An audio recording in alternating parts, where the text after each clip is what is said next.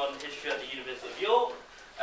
Laura's research focuses on 17th century Scotland and Britain, and she's written widely on the Civil War era and Scottish political and religious culture, Anglo-Scottish relations, popular political participation, petitioning practices, and on state formation and political communication in the British Isles. Her major publications include Urban Politics and the British Civil Wars, Edinburgh 1617-1653, and Rethinking the Scottish Revolution, Covenanted Scotland 1637 to 1651, and more recently a co-authored monograph entitled Union and Revolution, which looks at Anglo-Scottish relationship within a European and transatlantic context from the period of 1625 to 1745. Recently, Laura has been writing on Scottish constitutionalist history, the gendering of political discourse, and memoir in the Civil War era. Her paper is entitled Scotland Turned Upside Down.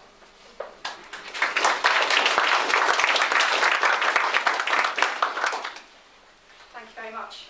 That's a very kind introduction, Waseem. I sound very busy, but I'm head of department. That's all aspirational.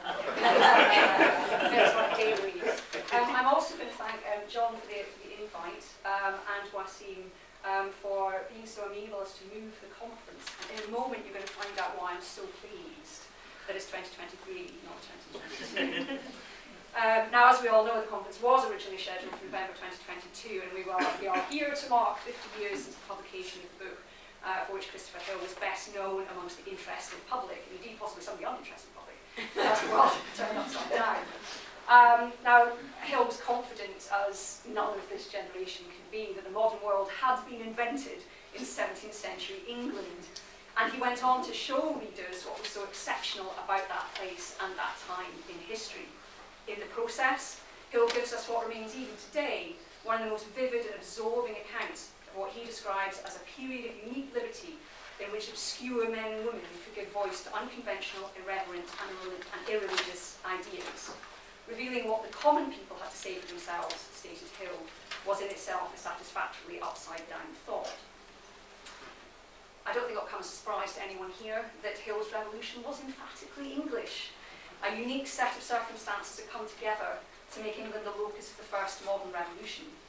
Unlike some of his contemporaries, notably those interested in the general crisis theory and in composite monarchies, Hill, in the 17th century context, rarely considered England comparatively. It seems very unlikely to me that he could ever have written a book called Scotland Turned Upside Down. According to the Marxist influence frameworks that Hill himself had done much to popularise, a revolution in mid-17th century Scotland was more or less an historical impossibility. Scottish economic development was too limited, no jokes about current situation please. Emergent capitalism had not advanced to the point of disrupting the vertical ties of kinship and feudalism that continued to shape early modern Scottish society. There was no force that could have driven into existence the class conflict necessary to power a revolution. And indeed, when my second book, the Rethinking the Scottish Revolution one, came out, I went to a seminar and somebody said there couldn't have been a revolution and stopped there. It didn't speak to me for the rest of the night. So, we're not in 2022, thanks to industrial disputes that no doubt some hope will bring about a revolution. We are here in 2023. And this year marks the 50th anniversary since the publication of David Stevenson's The Scottish Revolution. A fact that, to my knowledge, has not spawned well-attended conferences anywhere. Nobody has sought to stage any part of its narrative at the National Theatre. A prospect that these days, I regret to say, just screams ref impact case. Headed department again. The Scottish Revolution and its accompanying second volume, Revolution and Counter-Revolution, 1977, were the first scholarly narratives of political events of the 1640s from a Scottish perspective. This seems a simple achievement, but it belies the difficulty of the work undertaken to open up new questions and new archival material to the benefit of later generations of scholars, myself included. But there were limitations. I could be here for some time, but don't worry, I'm keeping it brief. Stevenson shied away from claims for the lasting impact or legacy of the revolution. Indeed, it was not possible to do so according to the terms in which he had defined it. The Scottish Revolution was political, to quote, a major change in the character of the government brought about by violence, and of course in political terms, again this one comes as a surprise, the revolution was a catastrophic failure, Since the revolution ended with Scotland being overrun by the English New Model Army, there was very little challenge here to establish narratives of English-British historical development. Stevenson eschewed Marxist theory, but he explicitly stated, particularly in the preface to the 2003 edition, why he needed to take cognizance of it. When determining the kind of revolution that occurred in Scotland, Stevens set out what it was not. He says it's not a social revolution generated by class conflict, but now, thanks to John Lees, I realise that Stevenson grossly simplified everything that I would have said. Given when the Scottish Revolution went to press, it seems hard to believe that Stevenson was not aware of Hill. But the Scottish Revolution nowhere cites Hill by name, and none of Hill's many publications are listed in bibliography. The preface to the 2003 paperback edition, coincidentally the year of Hill's death, hints at why Stevenson did not engage directly with his work. Revolution, as understood by English scholars, was remarkably parochial. Englishmen only need apply, and to come back to Tim, he might as easily have said, men only need apply. Now, it's easy to cry pots calling kettles black at this remove, but back in 1973, the idea that Scotland needed a narrative particular to itself was perhaps a different kind of satisfactory upside-down thought.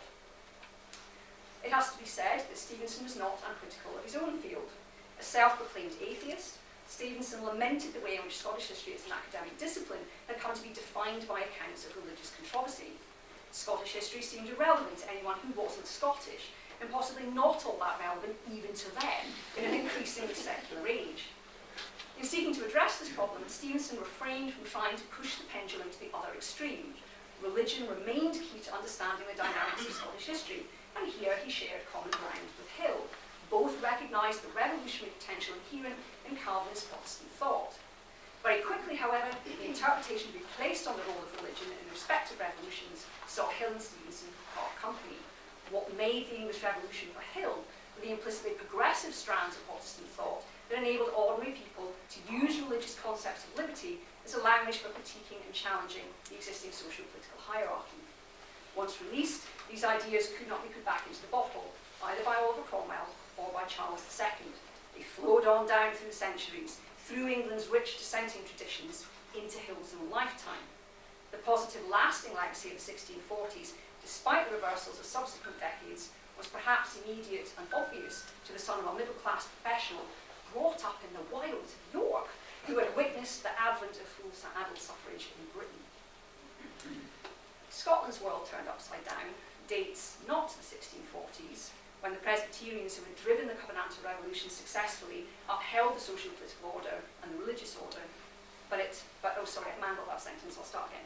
Scotland's world turned upside down doesn't date to the 1640s. I'm arguing that the Presbyterians who drive the Scottish Revolution, they uphold the social, political and religious order. We can argue that the world turned upside down dates to the 1650s. The English regime could have treated Scotland as a conquered province, but a different attitude ultimately prevailed. Scotland would have extended unto it the benefits of English liberty. And this meant three things to the English: liberating the common people from the oppressive power of the landowners, free trade, and the introduction of religious toleration. On the latter, interestingly, Hill says next to nothing. And I spent several paragraphs thinking about that and then realised I only had 15 minutes. So I'm going to go to the focus on the first two. He appears to endorse Oliver Cromwell's stated opinion that the English had improved the lives of Scotland's middle sort, those whose interest in property and commerce ought to have made them receptive to the practical application of English ideas of liberty. We know precious little about how the common people experienced an upside-down world in which the natural leaders of society, having stripped of the means to order their tenants around, while military men who were their social inferiors now had the whip hand over Scotland's ancient and noble families. Study of court records and estate papers where they survive might tell us more about social relations. There are hints of anxieties, if not about social revolution as such, then at least about the potential for social disorder. The manuscript tract known as the Poor Repressed Commons of Scotland, and analysed by David Stevenson in an article from 2005, purported to be the voice of a people sick of being oppressed, borne down and tyrannised by lords and rulers. It may or may not have been English propaganda. Stevenson sensed that the English would not have circulated propaganda in manuscript, I imagine sounds problematic to this audience. Even if it was, the tract was playing on an issue that Scottish kirkmen had already been seeking to press on the politicians. Parliament declared at the end of 1650 that it was mindful of the oppressions of many poor tenants, which cries aloud in the ears of the Lord, and have been a sin much abounding in the land. Generally then, it seems unlikely many Scots saw this as a period of liberation. The concept of liberty does not frame Stevenson's Scottish Revolution. He did have something to say about liberties in his preface to the paperback reprint of 2003, which brings us back round to religion.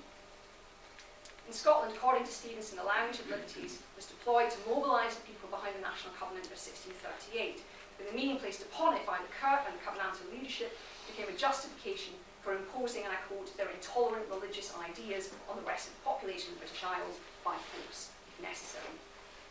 In my own work, I try to dig a little deeper into the Covenantal rhetoric of the defence of liberties. I suggested that Covenanters very successfully fused the idea that Scotland's political liberties were the reward for centuries of battling against English enslavement with the Calvinist one of freedom from false religion. This interpretation of Scotland's liberties took a hammering when an English sectarian army invaded and conquered the country.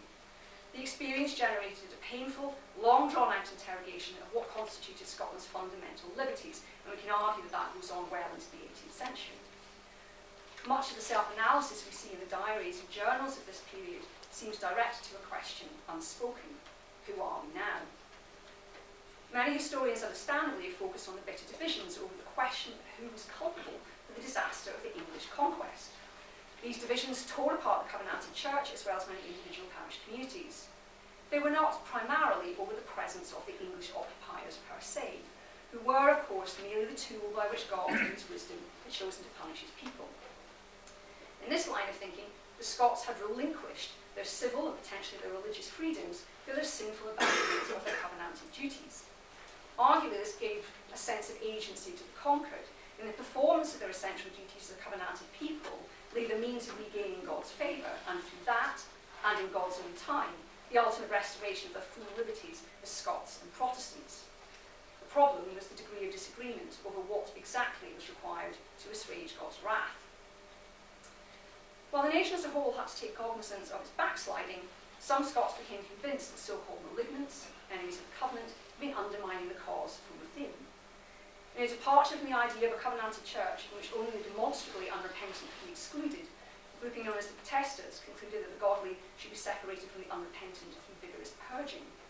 Our cause of the covenant, proclaimed a Protester paper, had been turned upside down by malignants whose carnal and politic proceedings had prioritised the interests of men over God. Another tract argued that if English independence were defeated by malignants, it would signify only a change of our oppressors, not our oppression. Robert Bailey's complaint against this thinking was that unlike English independents, who wanted the freedom to set up their own congregations, the advocates of purging were themselves oppressors, whose determination to wrest the church out of the hands of the majority risked denying Christians fellowship of the church. This thought moved Bailey to heights of emotion.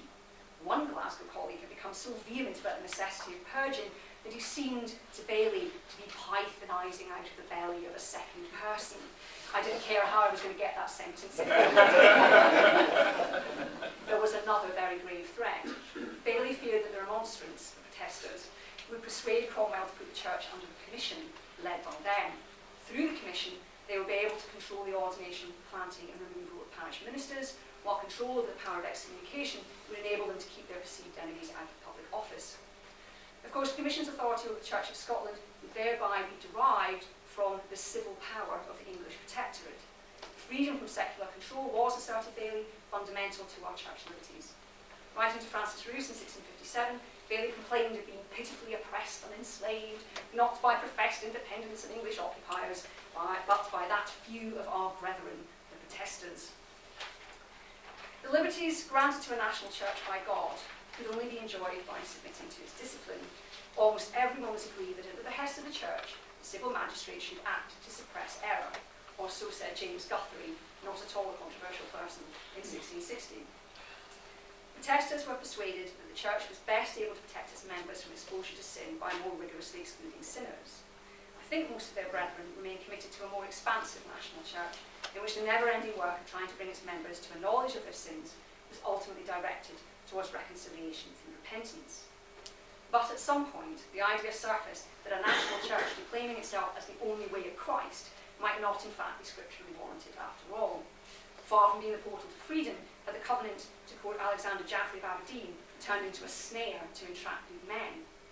Writing in the later 1650s about events earlier in the decade, Jaffe stated that some Christians, men and women, had been convinced of such things for a long time. Alexander Brodie of Brodie, an interlocutor and correspondent of Jaffe's, was similarly asking questions about the power of the magistrate and what constituted the church. Did being born in Scottish or English air give a right to baptism and to church membership? Brodie, unlike Jaffe, remains a Calvinist, but the fact he's asking such questions at all seems the interesting point. The self-analysis undertaken by Scots Presbyterians, confused and dismayed by the seeming evidence of God turning his back on them, can seem very introspective. Scottish men and women only need apply. The introspection is captured in the thought-provoking recent article by Scott Spurlock on the importance of the Covenant in reformed Scotland.